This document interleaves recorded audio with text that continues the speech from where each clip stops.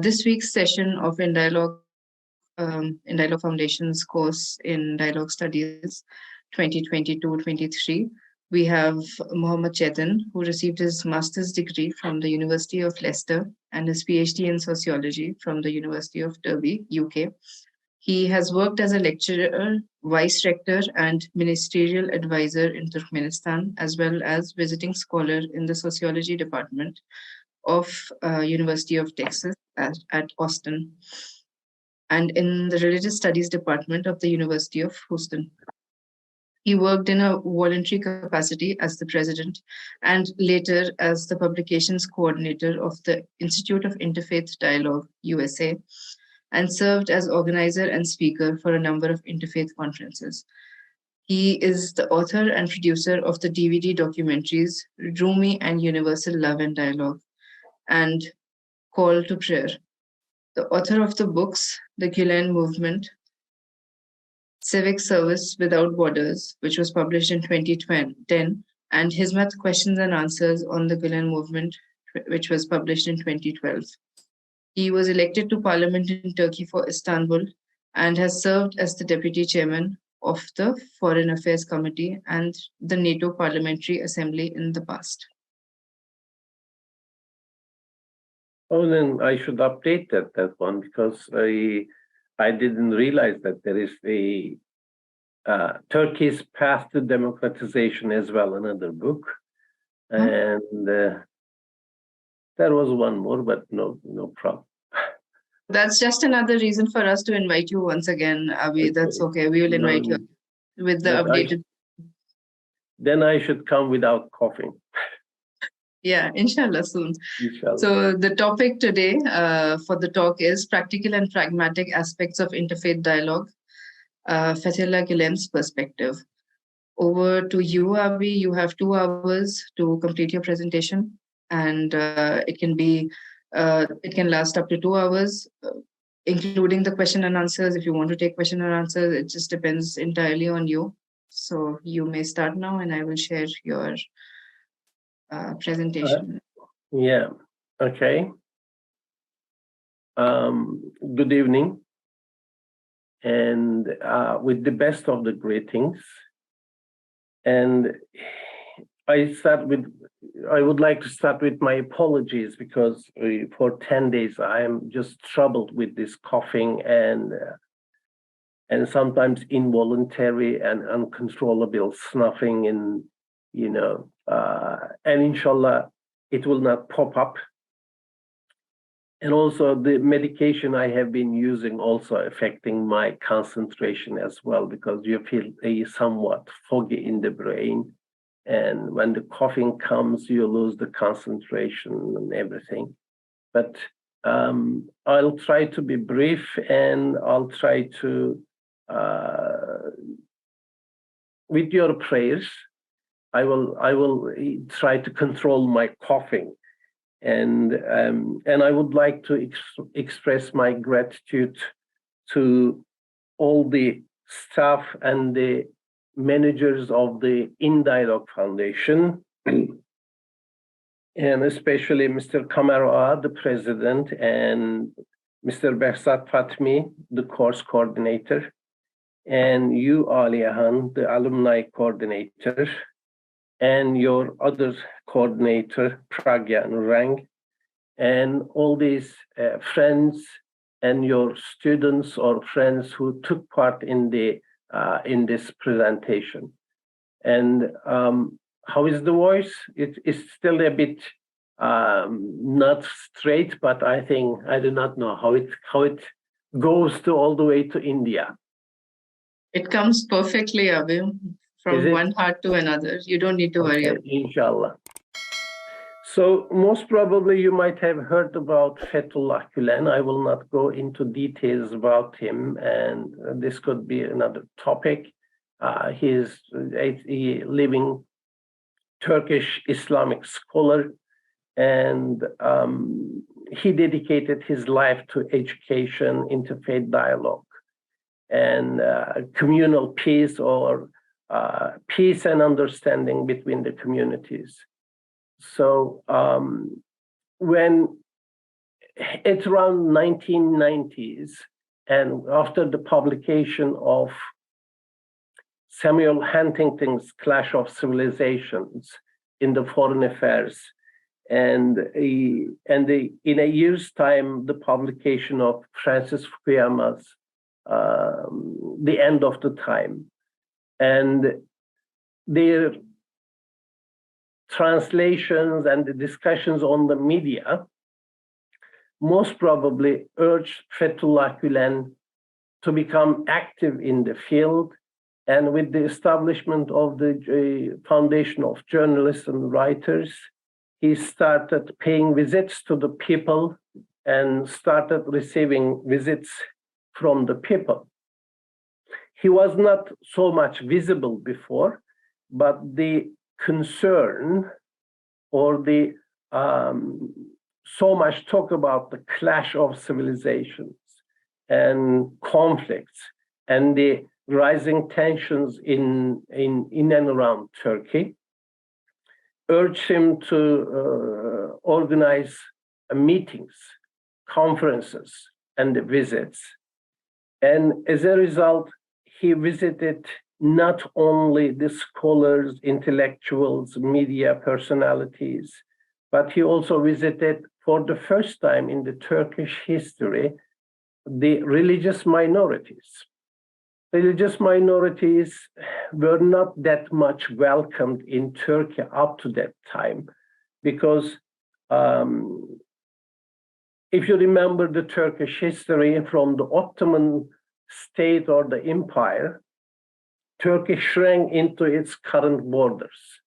So, and then Turkey became a bit estranged from the world, and they become more inward looking, and all the people who are non-Turks or non-Muslims, they were just outright enemies of Turkey and the Turkish people. And I'm stressing not to cough, by the way. And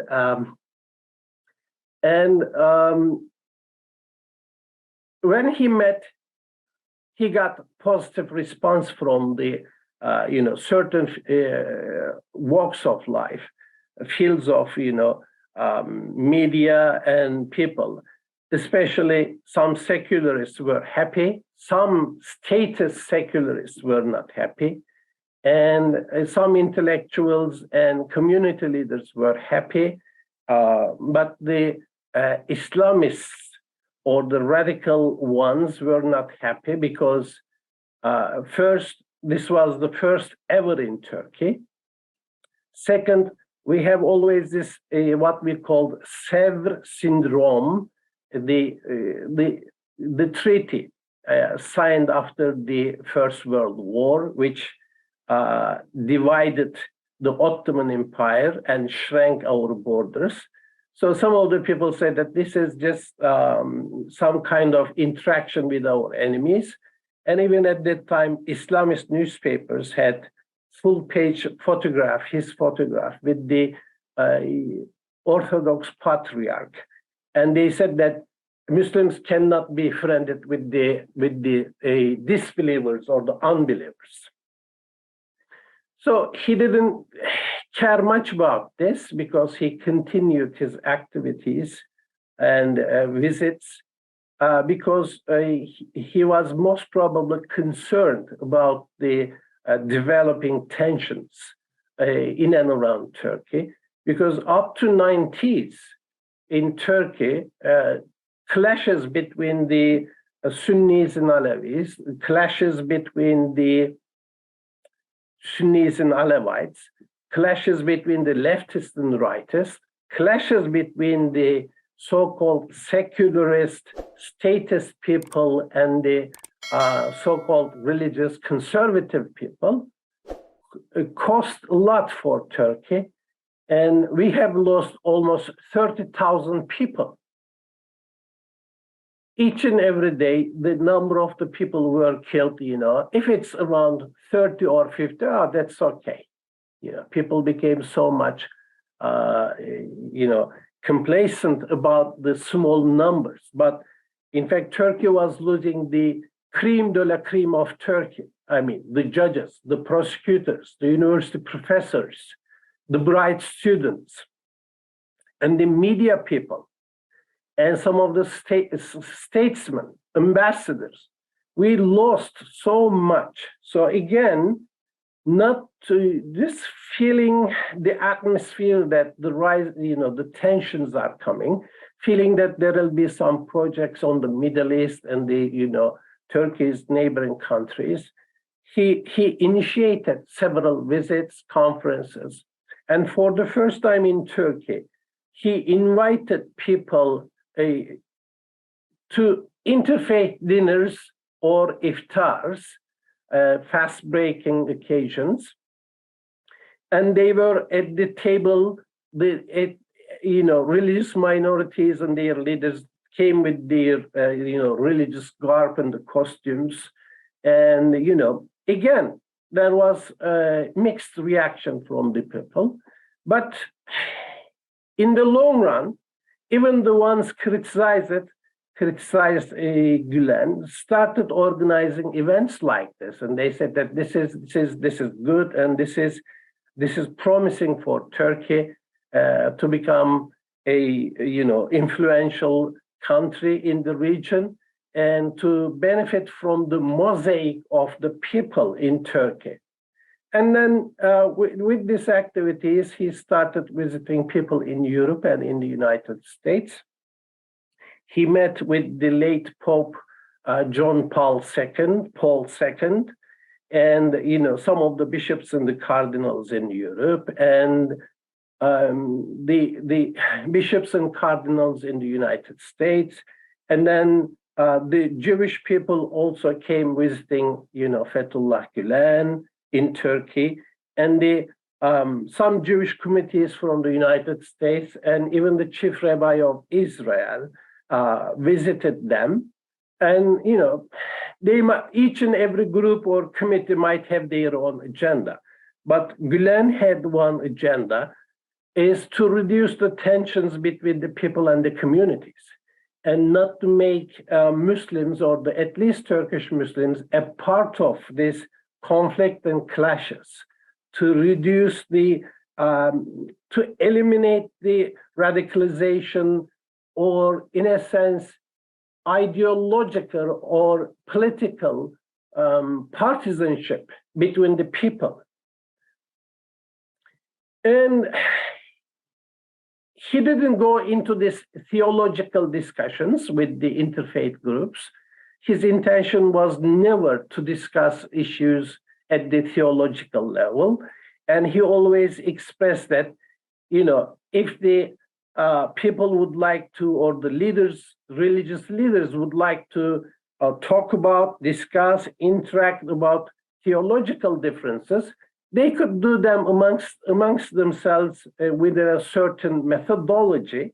But when it comes to lay people, when it comes to grassroots, in fact, the intention should be just to bring them together, to get to know one another, to learn from one another, and to benefit from their own, experiences, perspectives, and spirituality.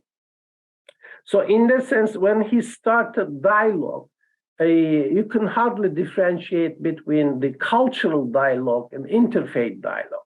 And he never go into such details.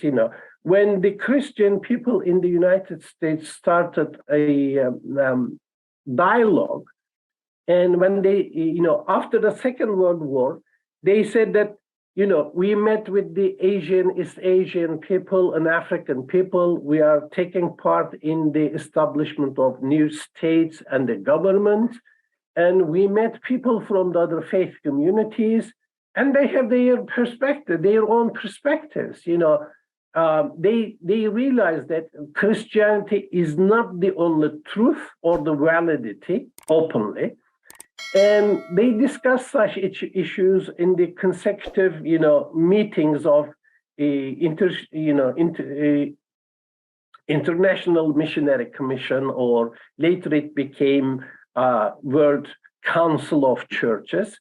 And in these meetings, 48, 57, 64, in Bangkok, in Sri Lanka, in other parts of the world, they decided to invite other, members of other religious communities. And then it was reflected in Nostra Aetate in 1964, and 1965 and 1967, again, discussions continue. And for the first time, at around 1970s, the Christian missionary groups or the World Council of Churches invited Muslims and the Buddhists into the meetings. And there were, for the first time, almost 17 members of other, adherents of other, religions at the meetings. And then they realized that these people also have the truth in their, religion and practice. These people also have their own, particular perspectives, and it could be useful for the European people. When the European or the Western people are feeling the loneliness and the isolation, and when the suicide rates are increasing, they just would like to benefit from the perspectives or the spirituality of Muslims and the Buddhists and the Hindus and the other people. So they said that what we are doing is between us, amongst us, between the Christian denominations, is interfaith.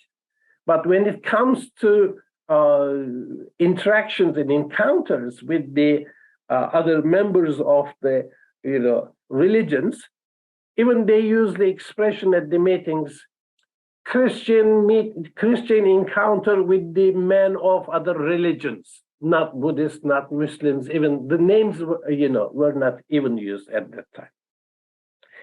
But when they started meeting with the other members of the faith communities, they started using interreligious dialogue. So the point is, Gülen is never bothered with this interfaith dialogue and interreligious dialogue definitions. And in fact, today we are not using interfaith and interfaith dialogue, interreligious dialogue in the same way. If the same if the different denominations of the same faith comes together, it's intrafaith. And if different people are coming together, different members of religious communities, that is interfaith. So Gülen does not bother with these special terms and expressions, and his activities were centered around the person, the human being, the individual, rather than religions or the theological discussions. It is the human being center, and it is oriented towards the individual needs, and it is oriented first and foremost with the local people. And it's not theological or historical, geographical in that sense. When I say historical, geographical, it's not discussion on religions and Christians or Muslims or Christians or Hindus at a certain time and location, and they are trying to settle the accounts or the past, occurrences. So he in this way, he never bothered with the theological discussions in front of the people, and he openly expressed a couple of times and stated in his speeches and writing, saying that if the theologians would like to discuss and try to clarify certain points, they can do it among themselves. But when it comes to the ordinary people, their concerns are not like this. People would like to see that their neighbor is not their enemy. People would like to see that their neighbor is not, presenting any danger to their life. And people would like to be sure that, okay, our neighbor is from a different, member of the different religion, but they are not enemies of ours. I mean, they are human beings like us. They think exactly, as we do, and they have the same aspirations we do. I mean, you can talk to them, you can meet with them. So these are the basic levels, in fact, in interfaith dialogue, and what Gülen is trying to achieve. And in that sense, so if we just start with the first, slide, because I know that I will be using a lot if I do not go with the slides, and it will not finish in 1.5 hours, because I tried a couple of times and it almost 2 hours, 1 hour, 37 minutes. If you do not go with the slides, you just miss it. So this is the title, and if you go to the second one. So in his definitions, we come up, we see this definition of dialogue. It says it's a way of encountering and understanding oneself. So he is just oneself, the self-oriented. I mean, when I have a dialogue with you, then I realize my own perspective. I grow in my own faith. I become better in my faith. It's not just challenging your faith. So then I understand you in a better light. And I understand the world and the other world and the spirituality at deepest levels. So he says that it's a process, opens up possibilities of grasping individually and collectively.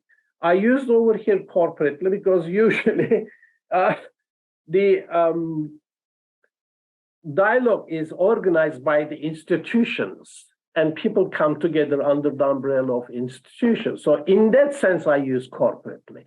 So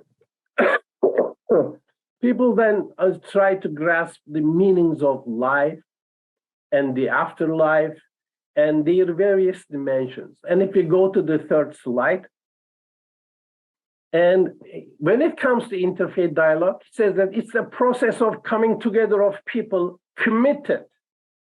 I mean, these words are important. Committed to their respective religions and spiritual paths for the purpose of mutual understanding, appreciation, enrichment, and it should yield fruits. So it should bring about cooperation against our common concerns, common enemies, common, aspirations.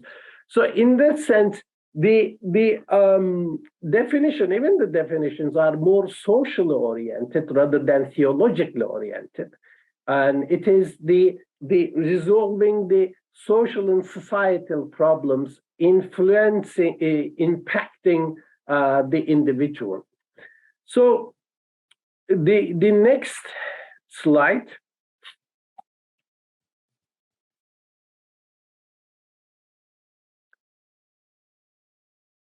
And he uses this Rumi's, Mevlana Celaleddin Rumi's axiom or the saying a lot, a believer or a Muslim should be like a compass, one foot well established in the center of his or her belief, which is Islam, and the other foot with the people of many nations.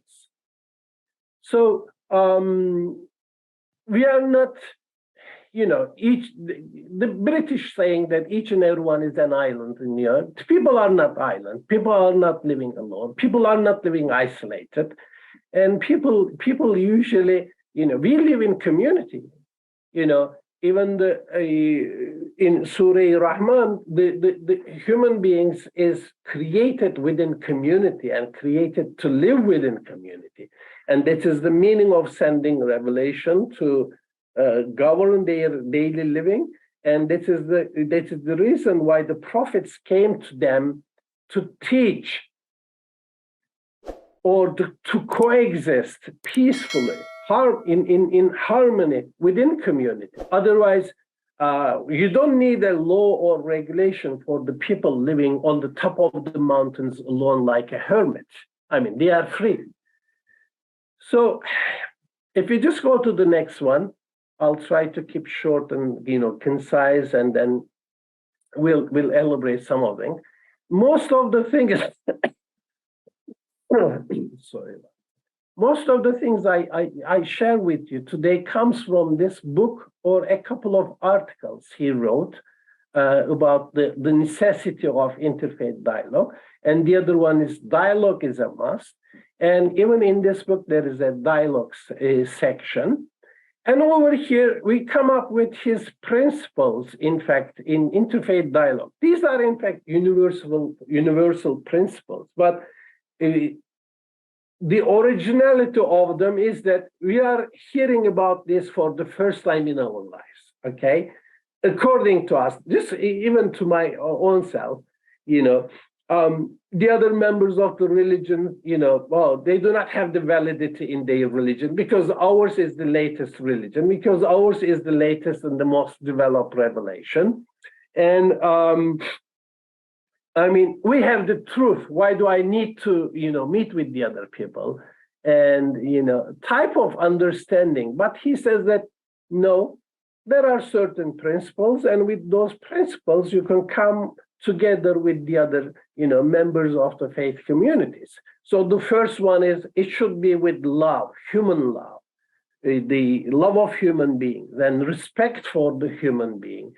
And for that reason, that love and respect is shown to them as compassion and sometimes tolerance. That toleration, it's not that, okay, I'm just putting up with you type of toleration, it is just, you try to, in fact, when such articles or the, book was translated, what he was using, hoşgörü, is you are looking at the people and the events with a positive outlook. You do not go and criticize them straightforward. You do not go and try to look for the negative aspects or the sides of it.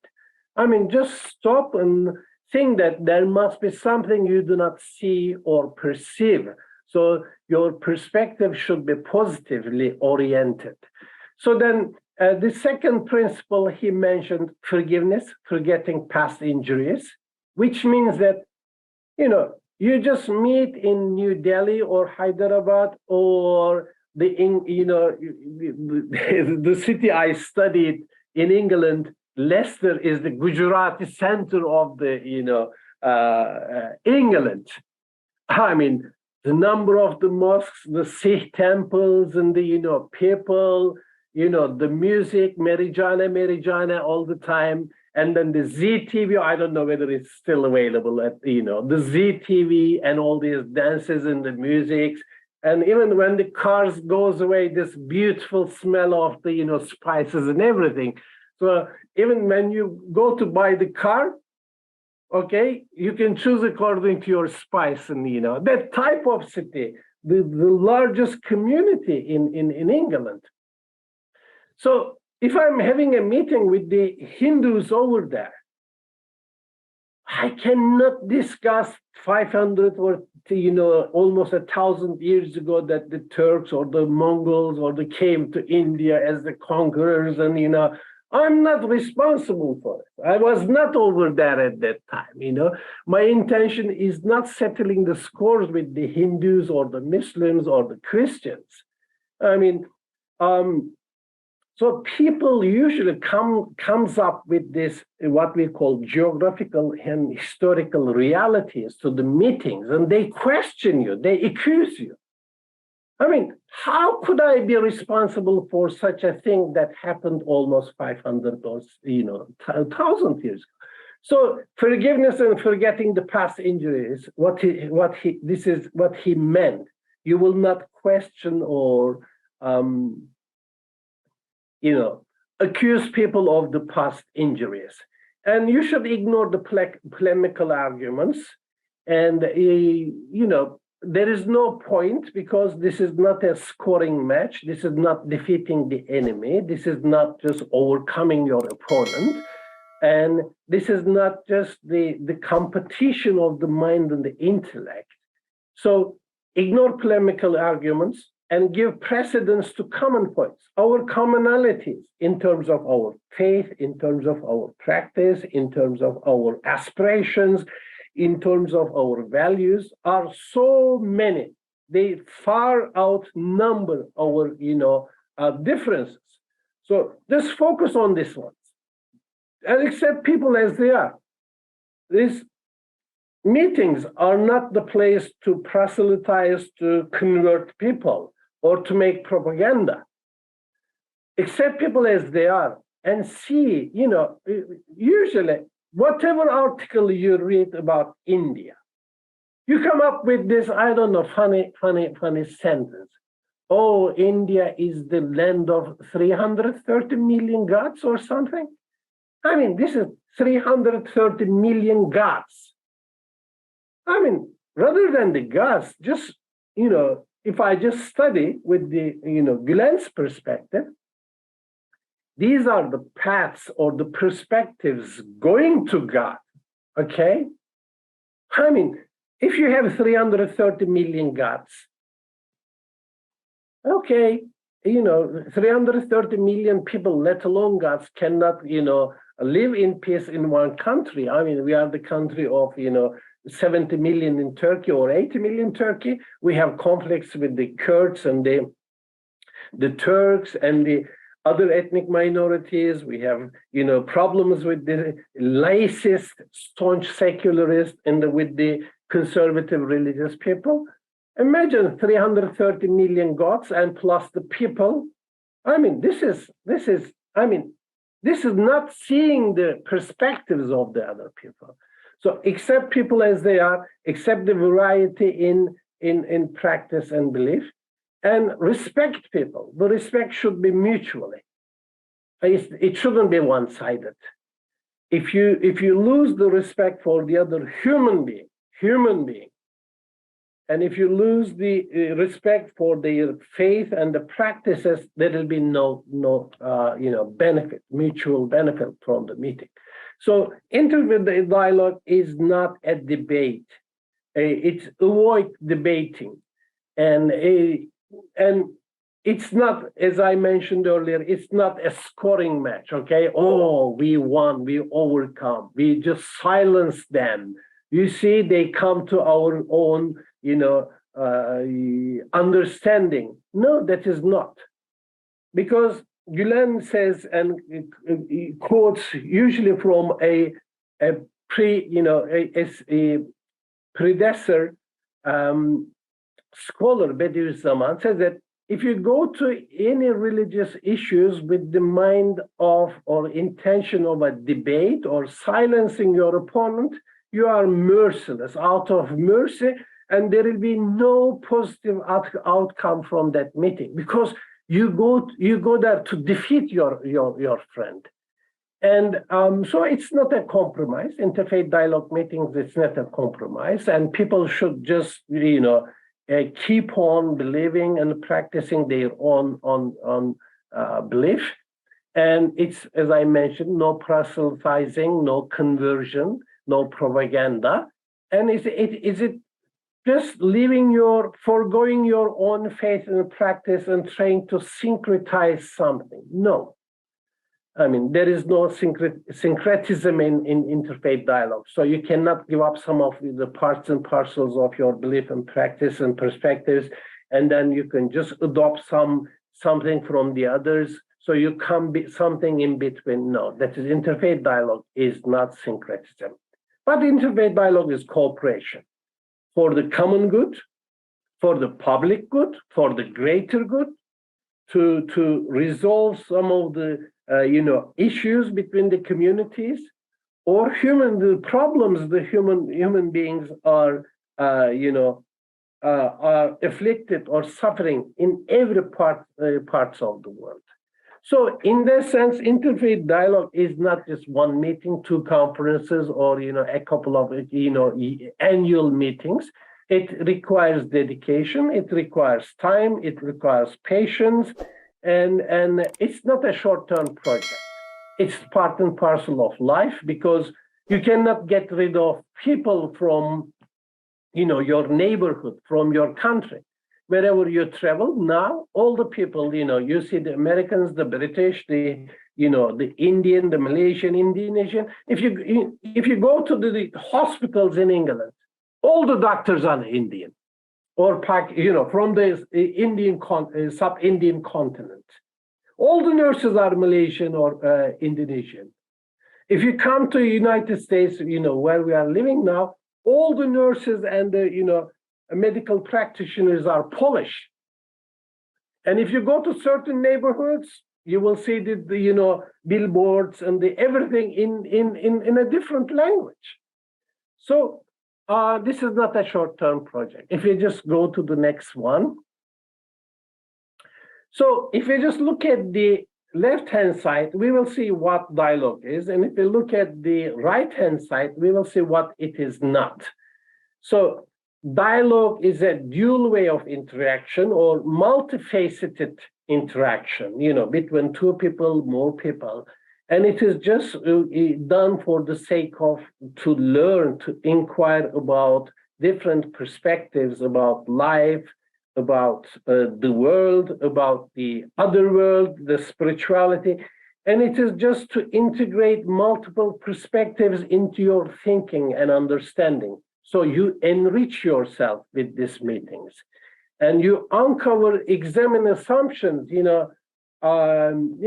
so and so fourth faith communities are practicing in this way, doing this way. No, it is not. I mean, they are doing for that reason. It's not what you see with your own spectacles. It's not what you see from the distance.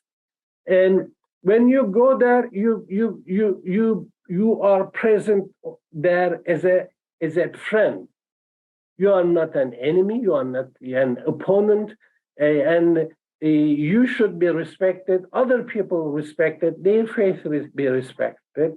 And the interfaith is a necessity in our day because no one is living alone and apart from the people.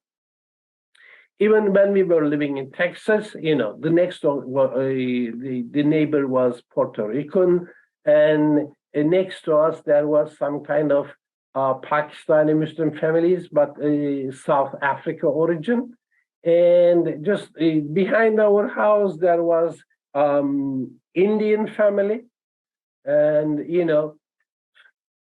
and if you just go a couple of blocks and, the Black people, African Americans. So we are living in a multicultural and political society, especially India. I never forget when I visited the Iceland president, and when he was also a sociologist. And when he saw my book, and he said that you are doing interfaith dialogue and you came over here with this purpose, but I kind of suggest you study India. I heard for the first time in almost, I can have the photographs and I can show it. And then he said that this is, if there is a true democracy, there should be in this country. If there is true interfaith dialogue, it should be in this country, and you have to study their experience. And so in interfaith dialogue, you are yourself. You try to become a better person. You become better knowledgeable. And it's not a debate, discussion. You are not trying to sell and persuade your faith or perspectives. You do not try to make people gain into your fold of thinking. You do not trying to evaluate, okay, which is the best, ours is yours, so let's select the best. So it's not to defend your assumptions, and the people are not enemy. People should be loved and respected, not vilified over that.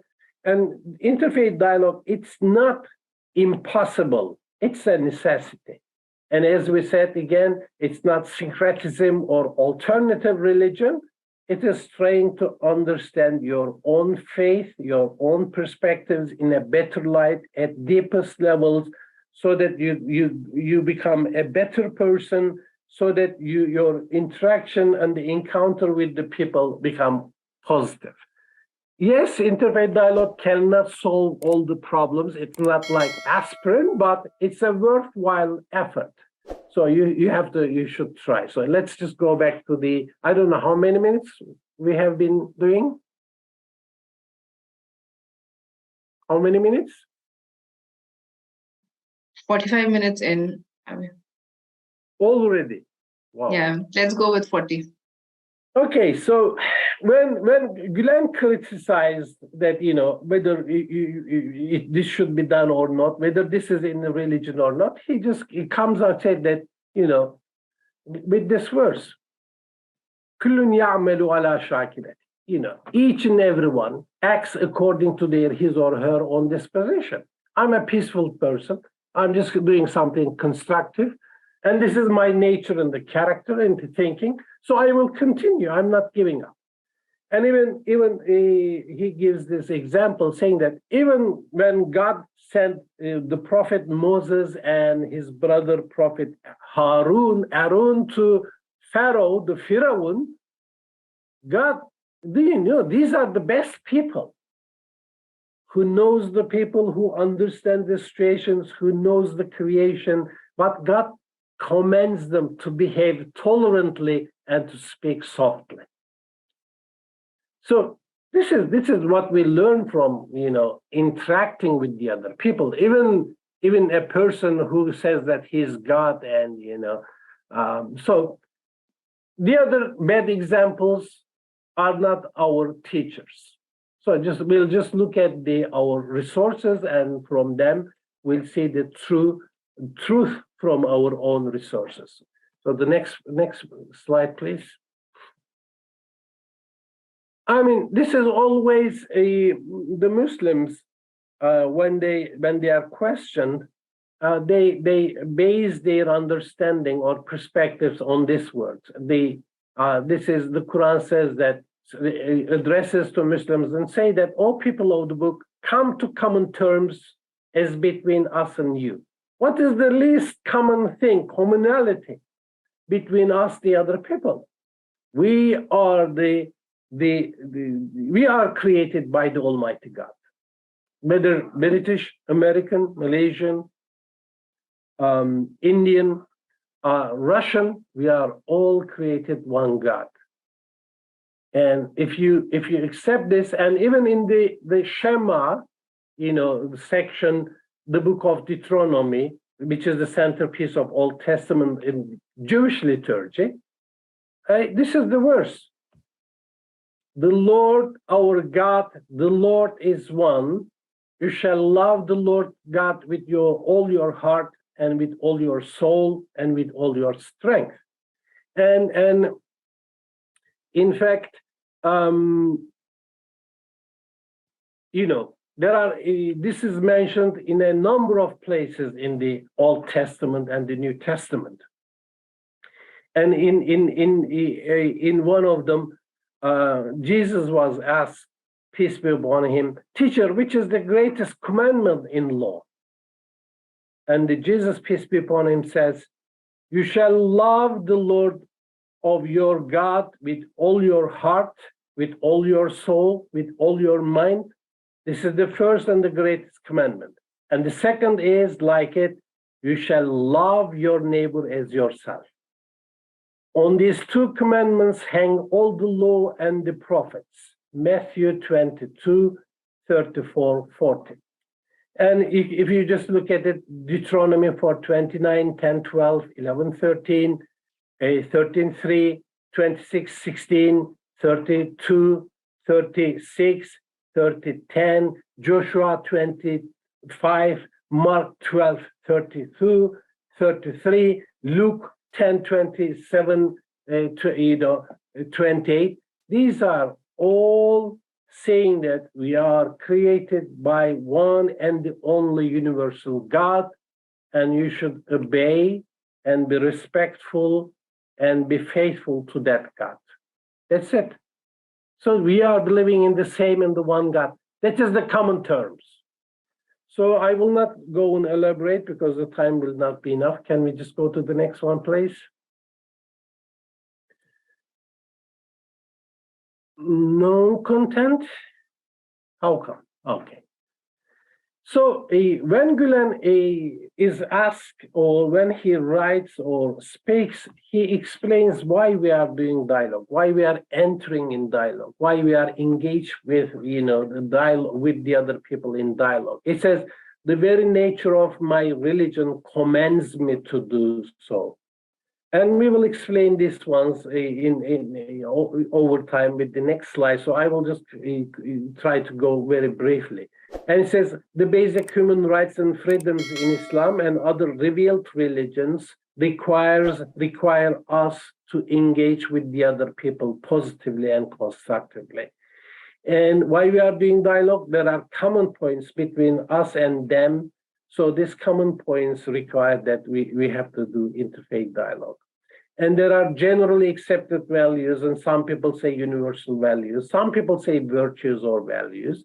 These virtues and values, to inculcate, I use it in positive sense, to inculcate these virtues in people, we have to do interfaith dialogue.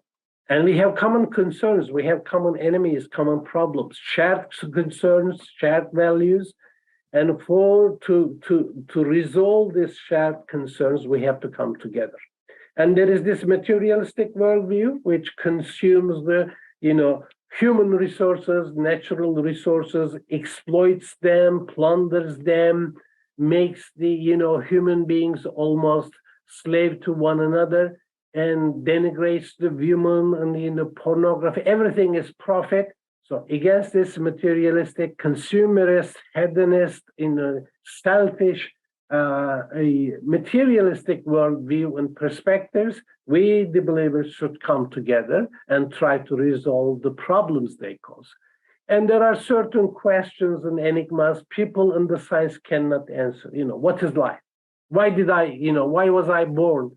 I didn't want to born. And, what happens to me after death? How come in this transit temporal world with a short, goodness or benevolence, how could I earn the eternal life? I mean, these questions cannot be answered by science. You cannot find answers in science. So these enigmas or the questions could only be answered by religions. And the other thing is, I put it over that when we have interfaith dialogue mostly with the Christians and the Jews, they come up with okay, you have a second coming of Jesus in your religion, and there are traditions, prophetic traditions about it. And even Prophet Moses is the most mentioned prophet in the Quran, and the second is Jesus, peace be upon him, and his mother. And the Prophet Muhammad is only mentioned, peace be upon them all, 4 times in the Quran. So they come up with this question, what are these messianic expectations or the prophecy? So even he's got the answer for this one. When we come to that, we will just touch it. And the globalization. I mean, 8 o'clock, the sun is rising, coming from the this window in the USA, and you are in India in the evening, and we are just talking live. When we were kids, my grand-grandmother was saying that, a day will come and we will see Germany, because my, great uncles were working as the immigrant workers in Germany. I said, and then as a child, how come, Grandma? How could I see? I do not see my own town from here. How could I see Germany from here? So now we see one another. We see all the India and the friends and the ladies seem to be more attentive and following, and the gentlemen are in the background in a cozy atmosphere of India, I suppose, before the lunch. So this is globalization. And there are overinflated issues, overhyped issues. The Muslims are dangerous. The Muslims are terrorists. They will come and, invade our land no. The others are the crusaders. They will come and destroy the Muslim lands and the resources. They are exploiting our resources. And the Muslims or the non-Europeans will be that number in Europe in 10 years' time. So we are losing Europe type of discussion. No one is losing, anyone's country or the land. And we should be barriers against these unfounded worries or the concerns. If you go to the next one.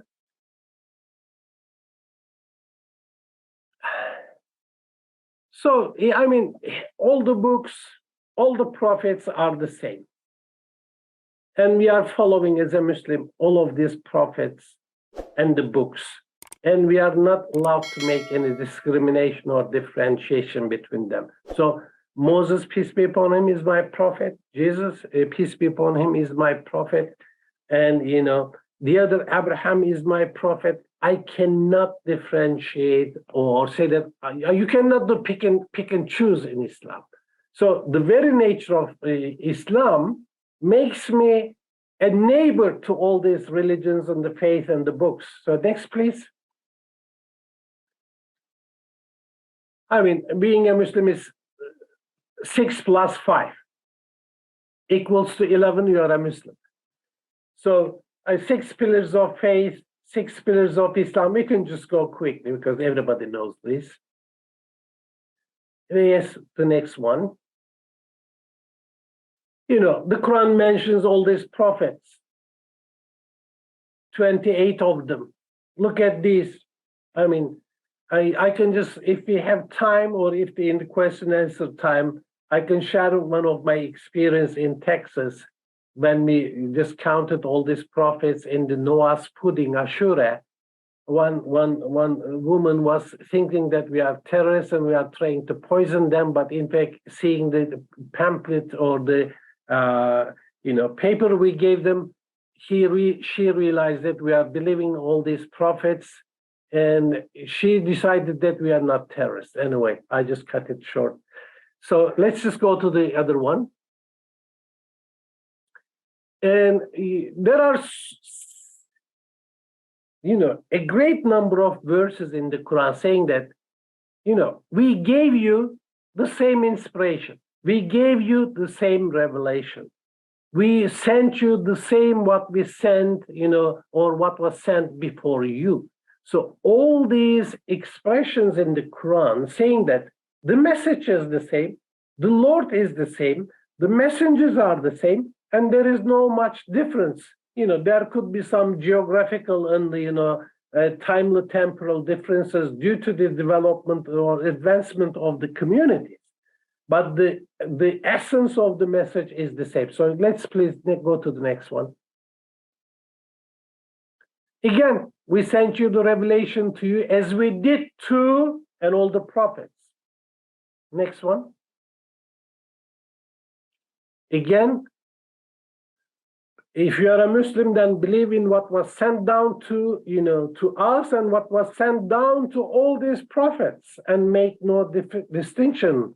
لا نفرق بين أحد من الرسل.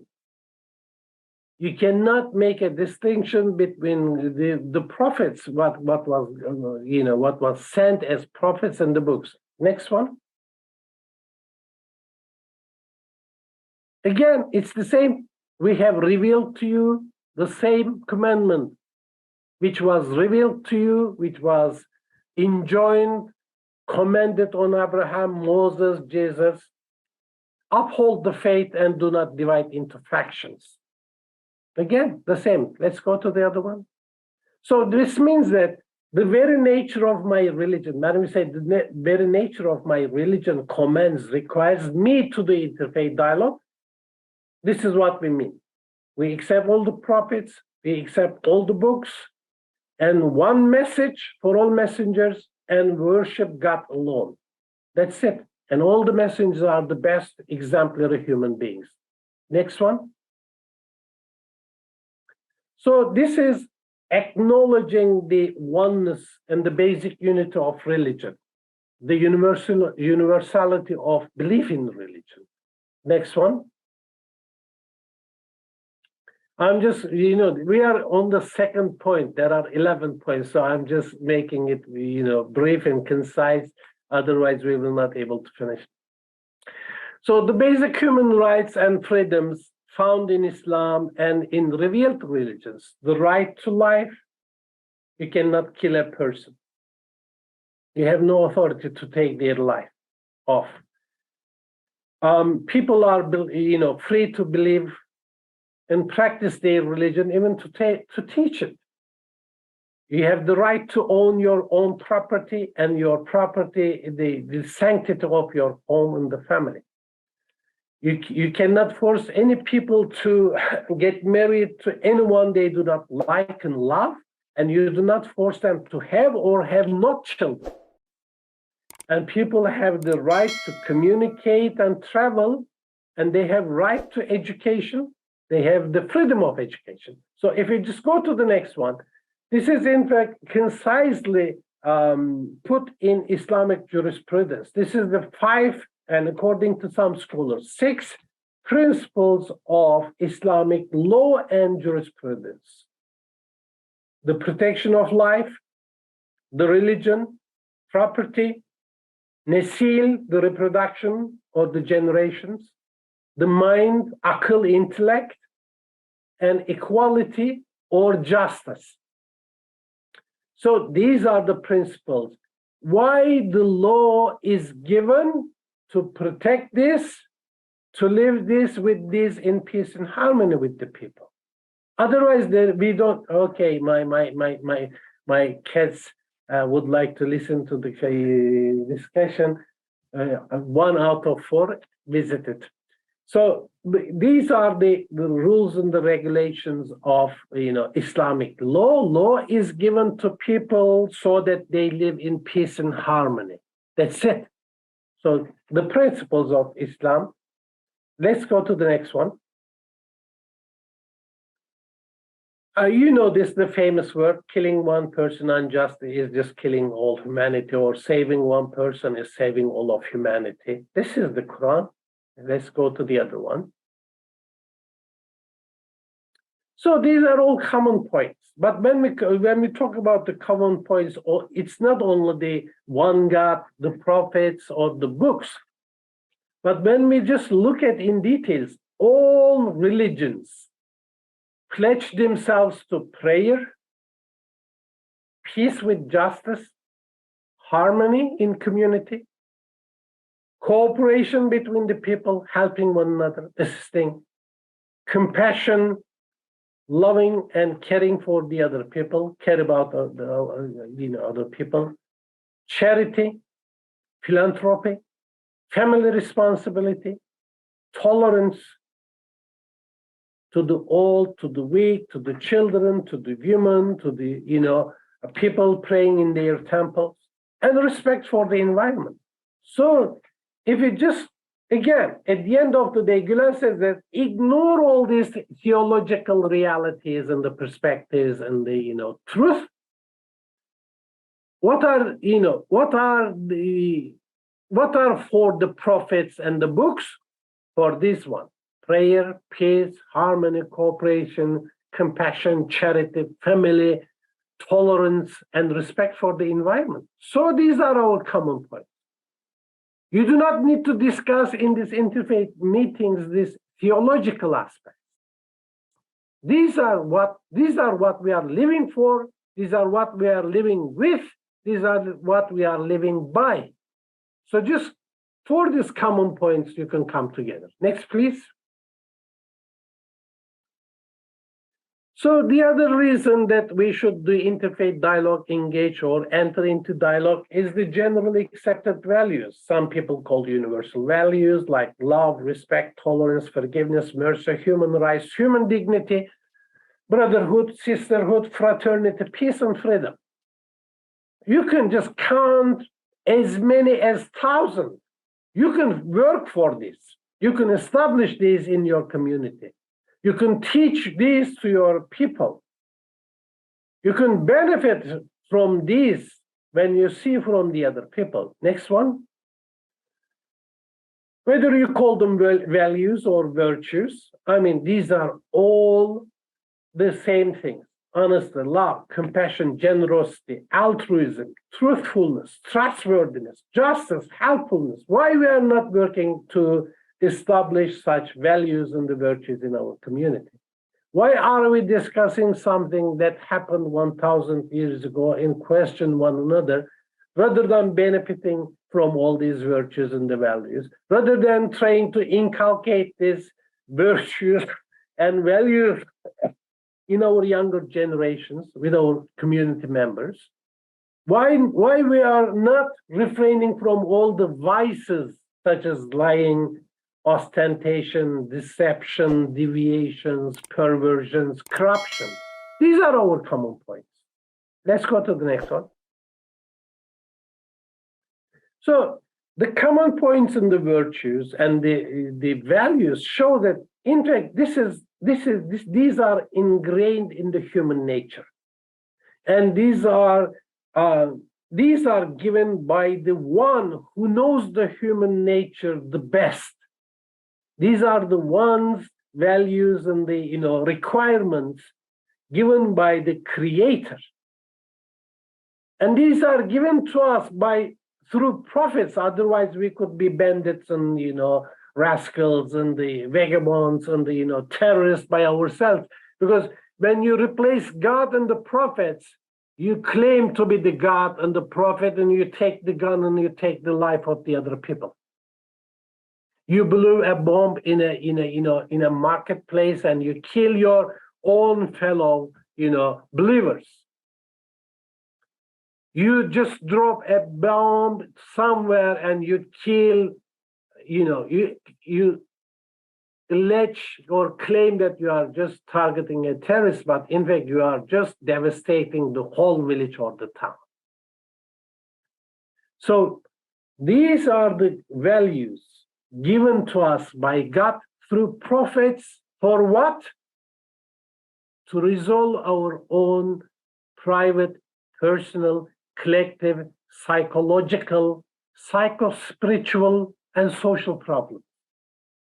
So why aren't we working for such values? This is interfaith dialogue. Next one.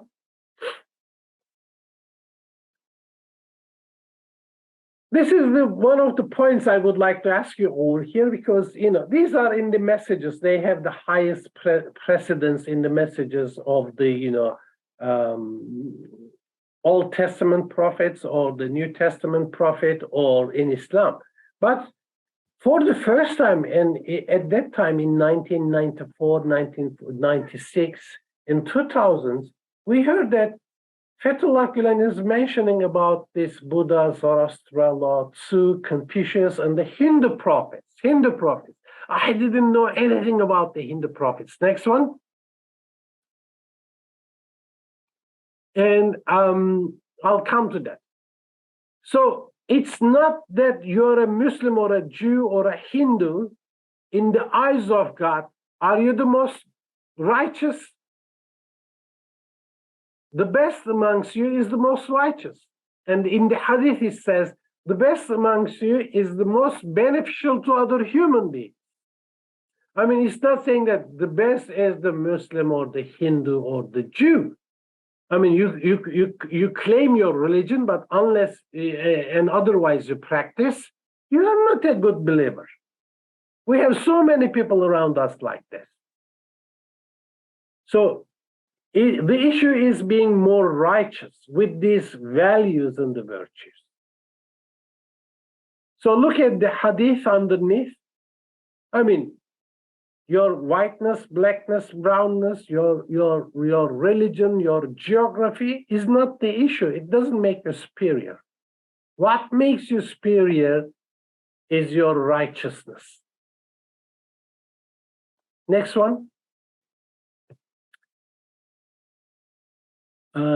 My kitten is just hearing all these voices and would like to come out of the cage and would like to jump around and calling me. I don't know if you just hear her voice.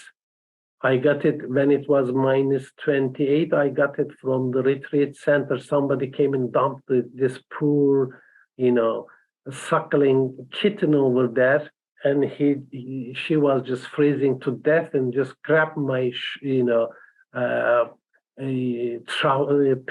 trousers, and I couldn't go nowhere, and I just came home and still she's with me, and she's a bit hustled. So the common concerns, not the cat, but the common concerns. There are frequent wars and clashes, the degradation of environment, pollution of the environment, depletion of the water resources, using from a powerful country, not giving enough water to other countries, hunger, poverty, excessive consumerism, increasing erosion of moral values, moral decadence, obscenity, pornography, the use and the abuse and the misuse of the children and the human trafficking, sex trafficking, and the women and these poor girls are just treated like a commodity for the benefit for the others, for just material gain, for financial gain. the human life, the morality has no value in their eyes. This is what the materialistic world view.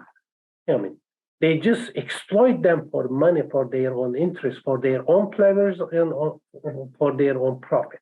So the violence, the hate crime, terrorism, these are all our concerns. Why we are not coming together to resolve such issues?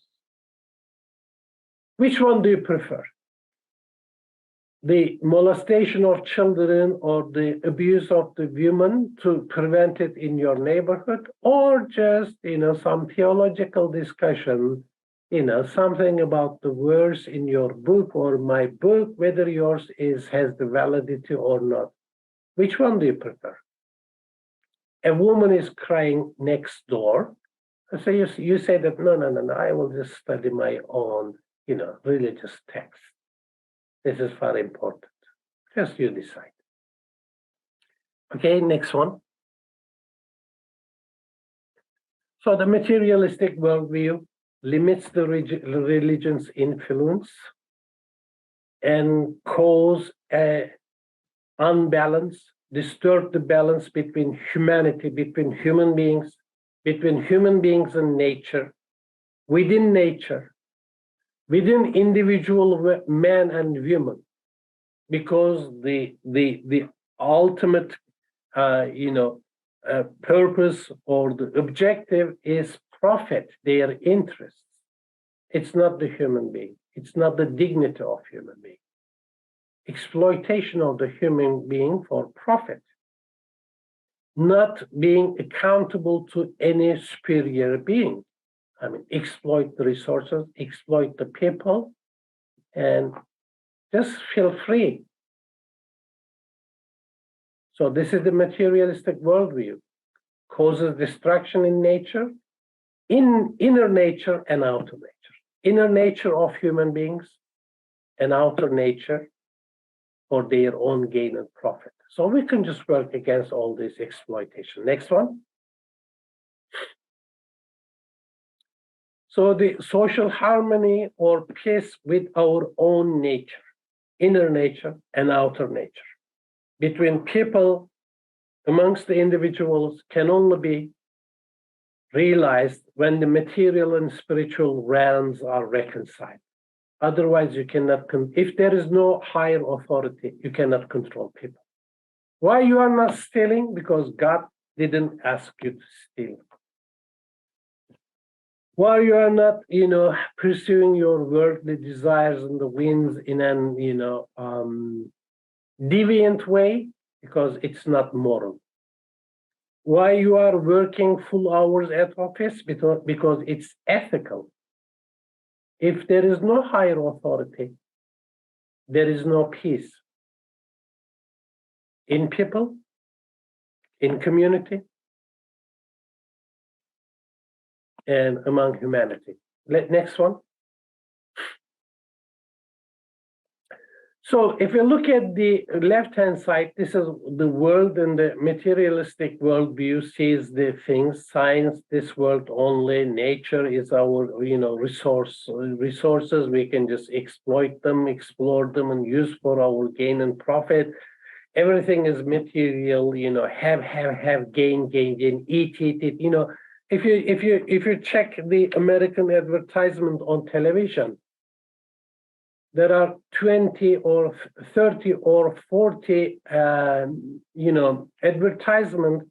Use these ones, you get thinner. Use this one, you get healthy. It's not that do not eat that much. Do not eat, it's not that, control this one, control your appetite. It's always consume, have, and then, okay, if you have a pill, obese or, overweight, or if you are, 300 pounds, you can use this tablet as well. So you order a pizza as large as a table, and then just to say that, just Diet Coke, please, because I'm, just controlling my, weight. So it's not only this world and the body and the material gains, but the religion, the next world, divine books, the spiritual, the spirit. So when religion combines and comprises two of the columns. The world and the materialistic worldview just only has the left-hand side. Next, please. So religion raises a defense against this destruction. And the science becomes meaningful. It's a sign leading to God, leading to the Creator. So if there is a Creator, then there must be a purpose. So what does He want from us? Why am I over here? What will happen? Is it, if you just put a person into an office and you give them certain gadgets and devices, you mean that, you are asking something from that person or the employee. So the natural sciences is not just something we exploit and use for ourselves. In fact, these are the steps of light leading to the Creator. So rather than being always unhappy, uncontented, unsatisfied, with the religion and spiritual and interfaith dialogue, you also learn the other ways to become happy, prosperous. The next one. Let's go to the other one. So what I said is the messianic expectations that is usually comes up with the Christians and the Jews and, the second coming of Jesus, peace be upon him. The Gülen says that that is God's job, whether he will send a person or not. That's not our cup of tea. But what is meant by this, if Jesus or any Messiah, Jewish Messiah, Christian Messiah, or the hidden Imam in the Shia, or I don't know whether you have gods or avatars coming to the world at certain times and intervals to sort some of the issues. So when they come, what is the intention? The intention is like values like love, peace, brotherhood, forgiveness, altruism, mercy, spiritual purification will have gained precedence. They become priority. They come to remind people of these values and the message again. They come to remind us to practice such values and the virtues. Next one. So when I said Hindu prophets, we couldn't find anything. And then I come up with this, a book and the article at the Statesman in New Delhi, October 5, 2019. And this gentleman, the author, Bharat Junjunwala, is it? I don't know. I'm not good at with the other names. But we usually say Janjun to our wife and the other members, but Junjunwala is the same thing, or I don't know. This person says that Adam was Swayambhu Manu, Cain was Indra, Noah was Vaivasvat Manu, Prophet Abraham was Rama, and the Prophet Moses was the Krishna. And there's a whole book about it. And your Secretary of the General of the Commonwealth, Mr. Krishnan Srinivasan, make an appraisal about this book, a comment about this in your Statesman. So then you have to tell me whether we have the same prophets, but with different names, and whether they come in the Indus Valley or not. Okay? Next one, please. So I don't know where what he meant by the Hindu prophets when Gülen said it, but when I checked it, it came up this one. So there are mysterious questions or enigmas, or the people cannot solve by themselves. What is a human being? What is a man? What is a woman? What is the meaning of purpose life?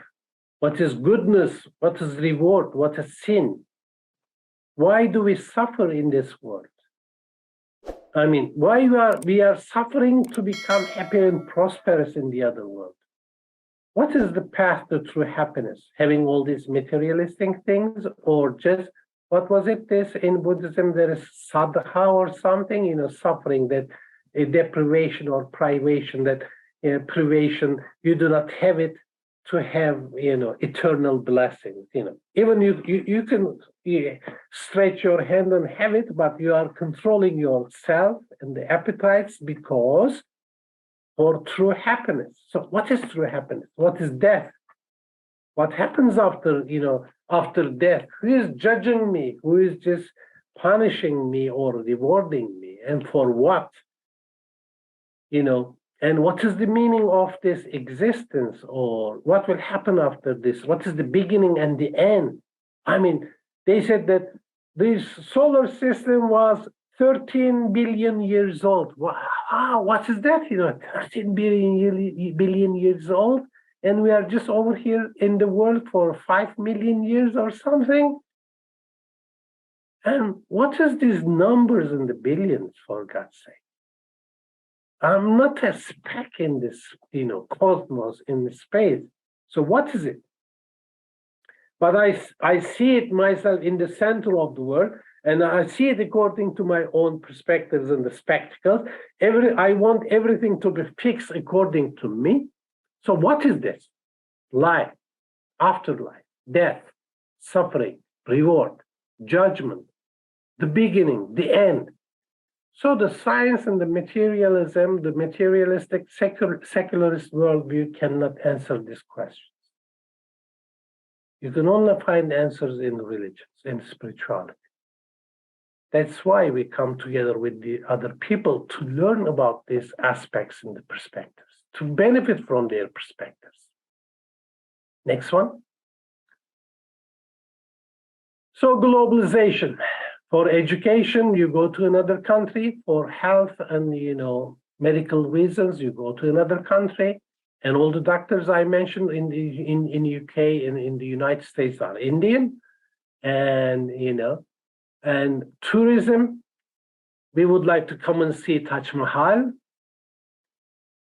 I mean, I just went to, what was it, Bangwala or something in Pakistan as the commission, they took us over there. We saw the soldiers are crying, shouting, and, whose lungs are better than the other one. They just cry, and the other one suppresses the other one. And they bang the doors, they bang their, boots and everything. Tourism.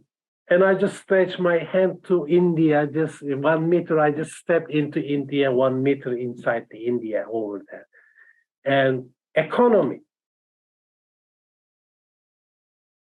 technology, all IT specialists in the United States, Indian.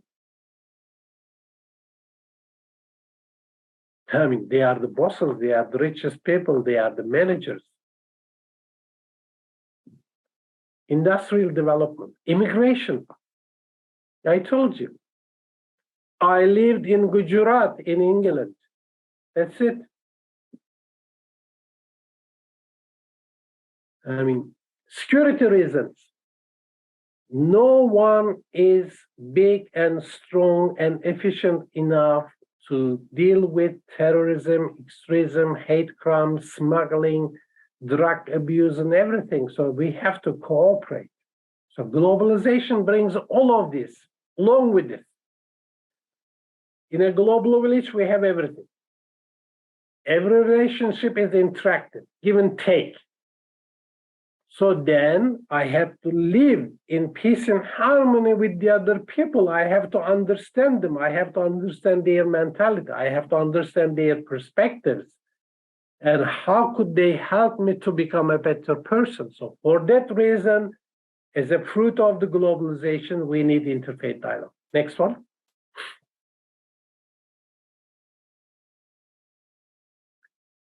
Shall I tell you something? You must be a blessed people and organization. And honestly, I slept for an hour. I couldn't sleep till morning because of coughing. And I thought that I would not do the presentation, but there must be such a blessing that I'm just doing it. Thank you for it. So overinflated, overhyped, concerns, problems, worries, issues. I mean, they said, oh, the Muslims will come and, they will come and, grasp our lands and the resources. No, they will kill each of you. Oh, no, no, no, no. The West will come and use your, resources, and they will wipe out Islam. They are the enemy of Islam. They never think of, anything positive about us. And they are just only after our oil, gas, and the, underground resources and the other thing. And the Europe will become, Muslim in 10 years' time. Look at how they are growing up and having children. Okay, we are not saying that you do not have children. I mean, in 10 or 20 years, to get hold of Europe, I cannot, produce children. If I wish, my wife is not, her health is not allowing it. So, I mean, these unfounded, overhyped, overinflated concerns. And as I mentioned, when we distributed this, we do not use Ashura because of the Shia implications of fledgling and bloods and the other issues. We use Noah's pudding. And when we distributed for the first time in Texas, in Austin, some people didn't accept. They think that we Muslims will poison them. Some they said that, oh, I have diabetic, kindly refuse. Some said, oh, I like it, and they take it. Even some people just, they just use their dogs to scare us. And then we just gave the note saying that we are your neighbor, came and just to share this Noah's pudding. This is the day, Prophet Adam came on the earth. This is the day they met with his, beloved wife Eve. This is the day Moses, saved from the Pharaoh and from the Nile. This is the day Noah's,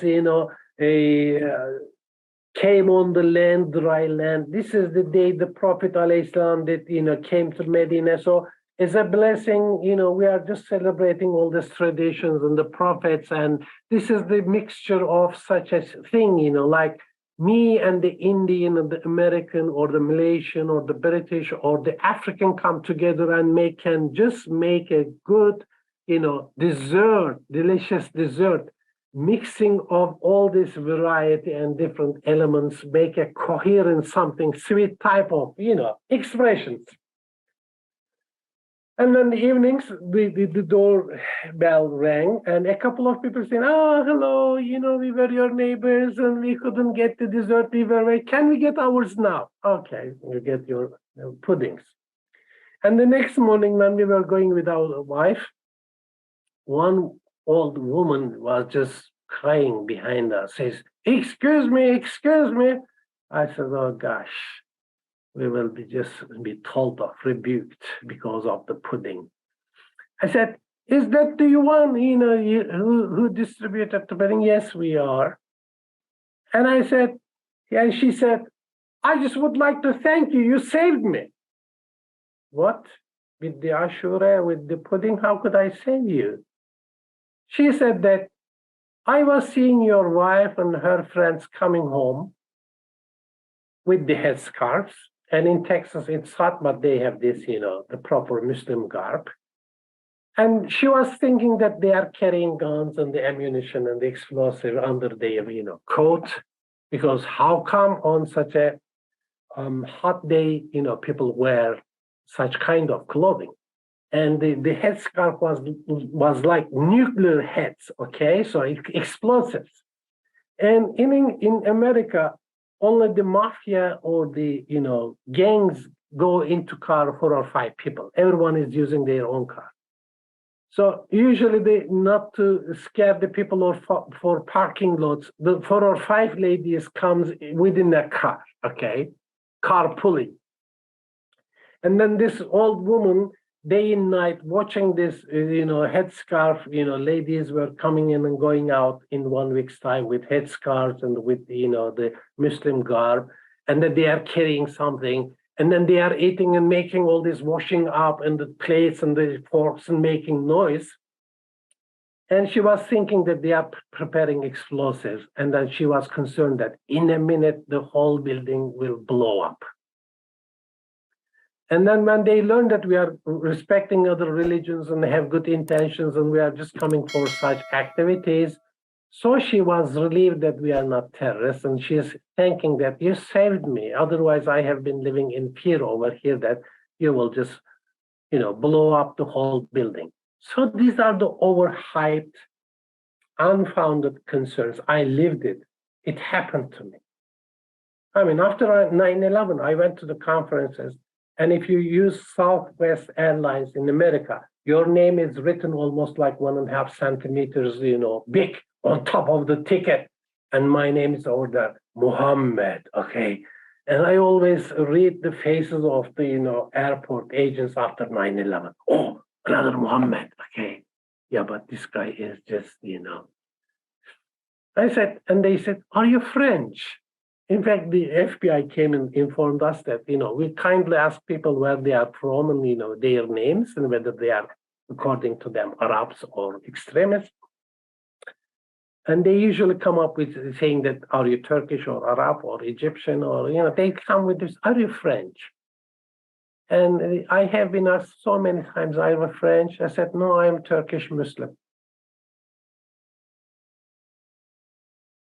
So overhyped concerns, and sometimes rightly, sometimes unfounded, but we have to overcome such concerns. Next one. Oh, I don't know, what time is it? It's almost 1 hour, is it? How much? It's 1.5 now. 1.5, but I'm not speaking 1.5 hours, is it? Okay, Yeah. anyway, it's just, these are the last two slides. So dialogue is not a short-term project. It's our life, every day. Sharing might be short-term, but through dialogue, openness to another soul, requires time, requires effort, requires patience, requires compassion, and takes a great amount of time. Next one. So using your logo or letterhead, dialogue for peace. So what is dialogue then? To cut it short. It does not simply mean talking to one another.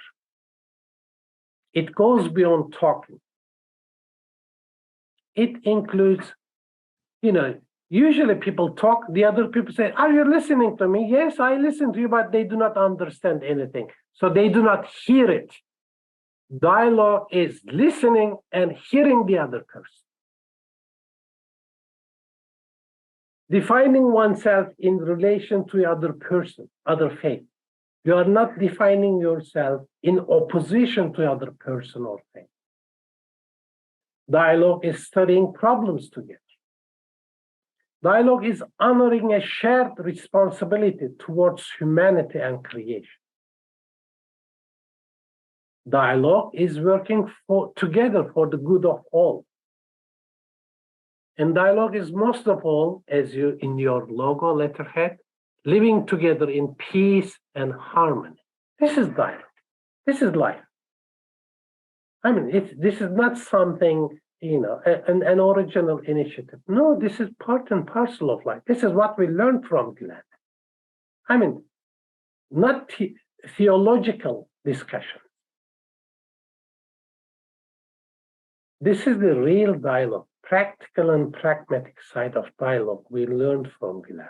Next one. It says that, there will be instances or events or intrigues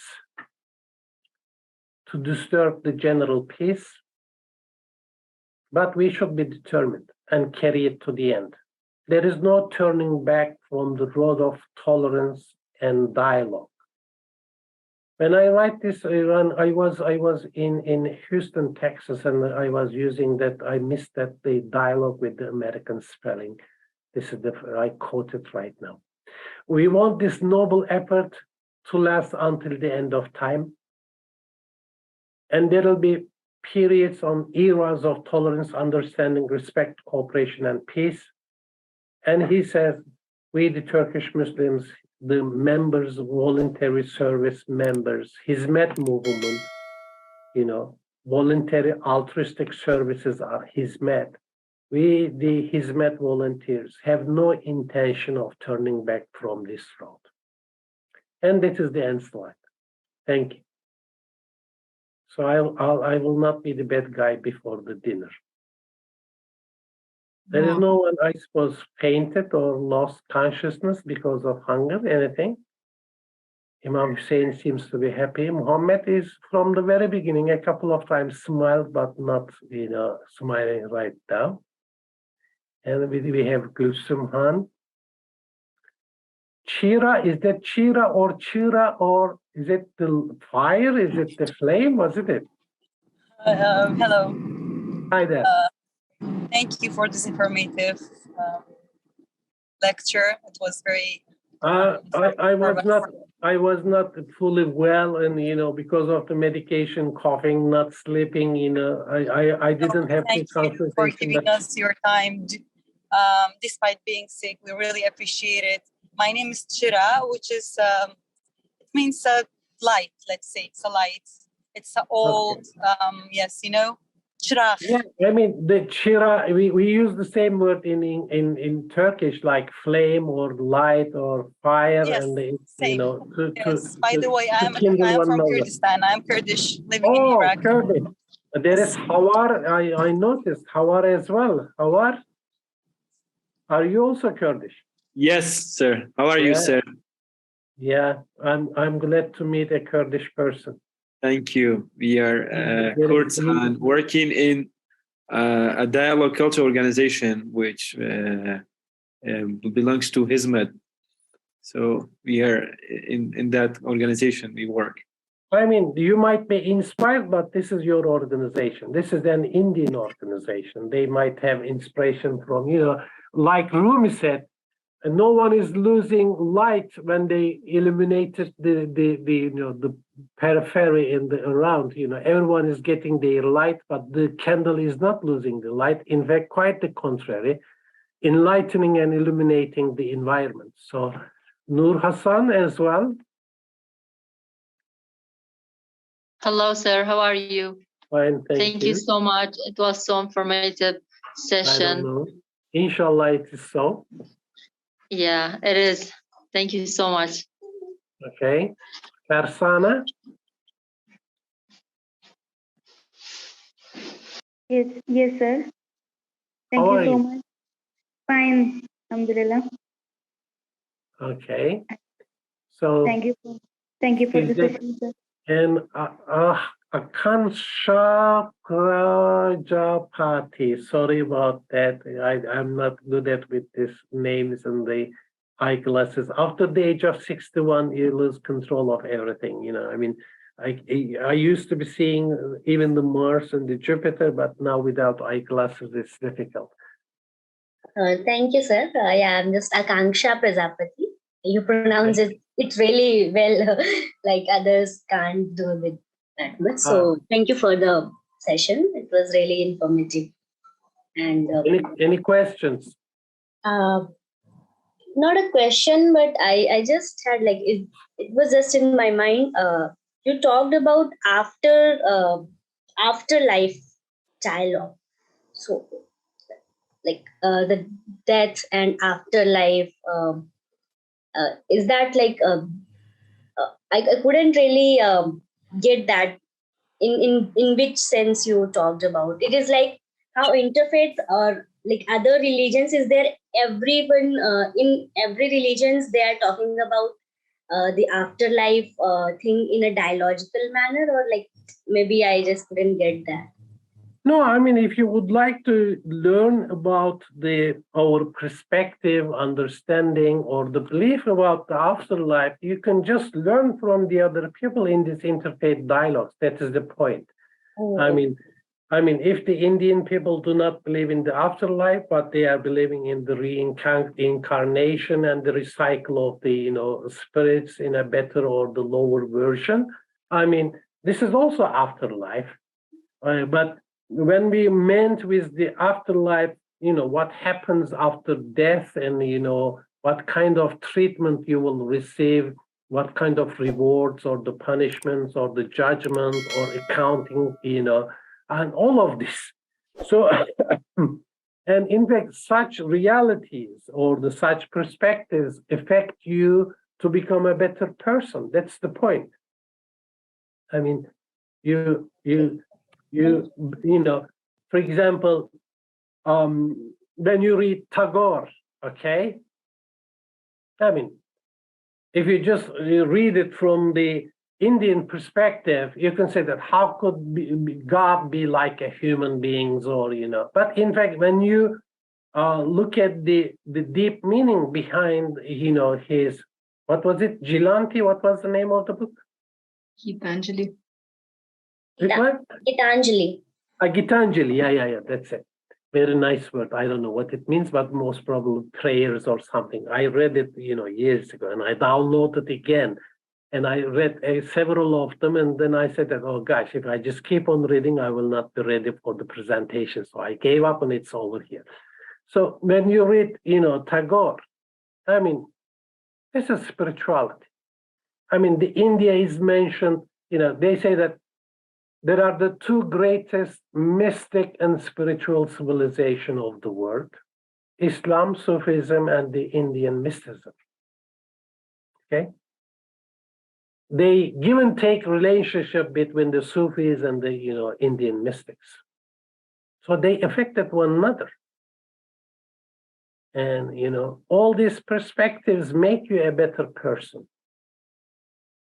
You know, make you realize some of the essence of being a good person, true person, or what we call insan-ı kamil, the true human being, the perfect human being. How could you be a true human being, a perfect human being? Somebody has to remind you. That is the reason why the prophets are sent. That is the reason the revelation came to people over time with different prophets, because otherwise God would just send the revelation in one bulk with the, you know, prophet Adam. Whoosh, you got it. You don't need anything else. No, it's not. The human being need constant, you know, warning, reminder. You know, I wake up as a believer, and then when I indulge in the world, the affairs and the issues and the pleasures, I became just completely, you know, in peacetime, your neighbor is a good person, but when the tensions and the clashes arises, when the nationalistic feelings comes up, oh, you become a dirty Muslim. You become a dirty Hindu, okay? So all these ulterior motives, political and ideological motives, and, you know, weaknesses in people turned you into a different person. So we need constant reminders. And with these meetings, if people ask your perspectives about, you know, reincarnation, or the, you know, cycle of the spirits through the nature or through other beings, then you can just explain it, saying that, look, this is the reward or the punishment of being a good person or not. So as a student of philosophy, I have gone through this like philosophy of religion. So I just want to make a small suggestion. When we look at like in which religion we are belonging, like I am belonging from a Hindu religion thing. So at a certain point, we should look at even our religion. We should reflect on even our religion from a certain distance, from a certain distance. So that could give us, I think, more secular and more rational perspective about the religions. And then we can see other religions or other religious perspectives as well, and then we can more able to grasp how other religions and how their perspectives are, and we could be more dialogical even with our religions and at the same time to the other religions. So just a small comment. I don't know how much helpful is this, but thank you for your lectures and this. Thank you. It's my pleasure, and I'm happy that I haven't coughed, during the speech. Otherwise, honestly, I couldn't sleep for an hour. I was coughing till morning, and I thought that I would not survive till morning, and I cannot do the program. But with your blessings, good intentions, smiling faces, and it becomes like a medicine to me. And Chira, you have to be careful. You are driving, I suppose, and don't look at the camera. Just look ahead. We do not want to lose you. I'm so sorry, Hojam, because I'm going to a doctor appointment and I'm not driving. Actually, my husband is driving. So you have a private driver, chauffeur. Okay. Yes. Okay. Thank you. He says hi to you all. Okay, my best regards to him as well. Thank you. I'm sorry. Okay, take care. Thank you. Anything else? Anybody else who has any questions? Okay, at the end of the lectures at the universities, we say if there is no question, either everyone understood everything or no one understood anything. Let's hope it's the former.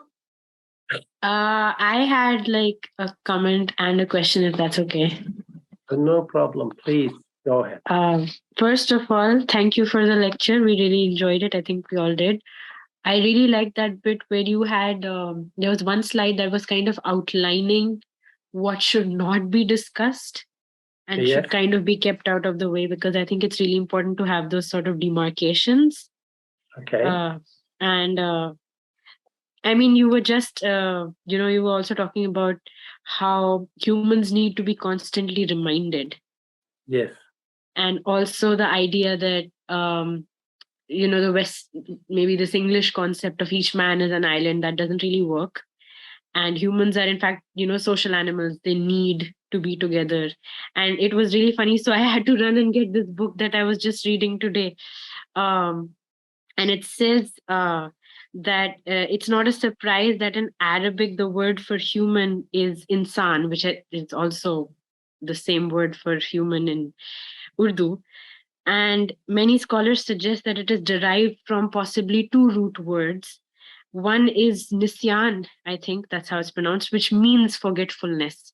So it is in our nature to forget what we learn, and we kind of have to go through it again and again throughout our life. And the second root word is unsiya, which means intimacy, to love and to be loved.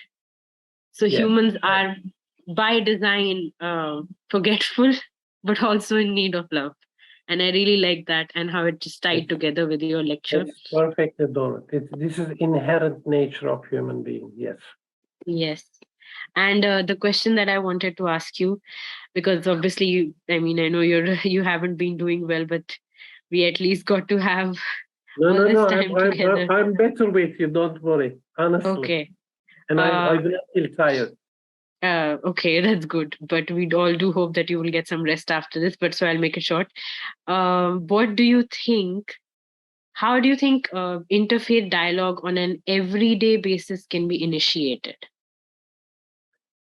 You just become a good neighbor. You just become a good student. You just become a good, friend. And you share your food. You share your good time with the people. You do not only benefit from the people. You have people benefit from you. And this is everyday dialogue. You don't have to tell anything. The representation, the temsil is the best message. When you have, if people, I'm in England and in America, I have friends like this. When they got sick, they do not go to doctor and they come to you. When they feel lonely or isolated, they come and sit in your house for hours without saying anything. They feel the atmosphere. They can go to the pub, they can go to the bar, they can go to the, any other places, or their British or American friends, but they prefer you. So the way you act and behave, the way you share your food and the time with the other people, the concern you show to them is the dialogue. Don't mix up with telling people about theological things. When the time comes, they can ask you something, and you can answer only what they ask. Do not jump that, oh, they are asking something, let me just tell him something. No, he's coming, she's coming. No. This is not dialogue. You just tell them, explain them what they ask only, so that they will have the courage to ask you again. They will say that he's not trying to, convert me. He's or she's not trying to gain me into she is just treating me as a human person. I feel comfortable being with that person. I enjoy being with that person. That is dialogue. That is interfaith dialogue. I mean, the other one is theological discussion. That is what Gülen taught us. Okay. Just deal with the individual human being, one-to-one. Otherwise, the universities, the lecture rooms, the churches, the mosques have thousands of people. They come and go. They do not go there because they feel comfortable. But we should make them feel comfortable coming to us, going there and being, in such atmosphere, being such people. So that is dialogue. I mean, some people are confused. They think that they have to teach them other, This is not teach, to make propaganda. This is just be an individual of yourself. Show your true humanity. Show your humanness. Show your true character, disposition. Each and every one acts according to their disposition. That is the verse from the Quran. Okay. Just show that you are a good believer. When I say show, just represent, act upon, not preach. So just be a true human being as God wants you to be. That is the dialogue. Okay, thank you so much. You're welcome. That is my perspective. You take it or leave it. No, I definitely agree with that perspective. That is what I learned from Gülen. That's the point. That's a great point, for sure. Okay. Any more questions? Else who has any questions? Who? Because I have an observation. I'll share it with you and you can let me know whether I'm right or wrong. Okay. Your talk really made me think about how to approach dialogue. Of course, people must be doing something or the other. There must be something wrong in the approach that we don't see the results that we're hoping for. But today, I think that in order to have a dialogue, we first need to be at peace with ourselves. It's people who are not happy with themselves, who are busy pointing out mistakes in other people. That's number one. If we're always inward looking, we can always expect or hope to have a dialogue and to inch closer to some sort of solution on a personal level. Apart from that, we need to focus on the big things. Because if we focus on whether the Messiah is coming or not, or, other things, then we lose focus of the things that truly matter. Like you said, people choose to spend time with you when they could be anywhere else with their friends, with their family, but they still choose to come to you. That's because you are able to focus on the things that actually matter, which are of concern. If this reminds me of the three things that Islam enjoins on believers to, the three, let's say, the yardstick of sharing information. Is it true? Is it something good? Is it going to be helpful, right? That's three things. Yeah. So if we keep to that, I think we can start a dialogue on an everyday level. If we just see what you're about to say, about to share, about the comment that we're about to make, I agree with Gülsüm. He says very true, and I just endorse it.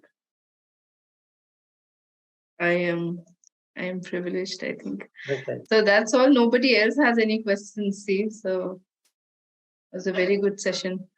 Thank you so much. Hopefully it is. Sorry if I just said anything wrong or mistaken, or due to the pressure of time or not going into details. But if I misunderstood, may God, forgive me, and may you all forgive me.